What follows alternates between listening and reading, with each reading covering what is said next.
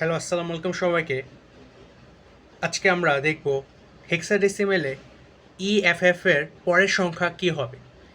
হেক্সাডেসিমেলে EFF এর পরের সংখ্যা কি হবে।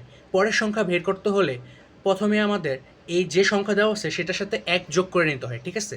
এখন চলো আমরা দেখতে পারি ক্যালকুলেটরে এই যে মোড অপশন আছে, মোডে ক্লিক করবা, দুইবার প্রেস করবা, তখন তখন দেখবা বেস আসছে। বেসে থ্রি, বেস আমাদের থ্রি, তো থ্রিতে ক্লিক করলাম, আমরা ইয়াতে চলে এসেছিলাম। এখানে দেখো ডি লেখা মানে ডেসিমেল আছে।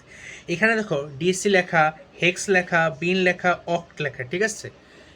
এখানে লেখা আছে। এখন তো আমাদের হেক্সাডেসিমাল যেহেতু হেক্সা টিপ দিলাম, হেক্সা তো চলে গেল, ঠিক আছে। আমাদের এখন এখানে দেখো A B C D E F লেখা আছে, ঠিক আছে। এই যে A B C D E F লেখা আছে, আমরা ই এফ এফ এ ক্লিক করছি, ঠিক আছে।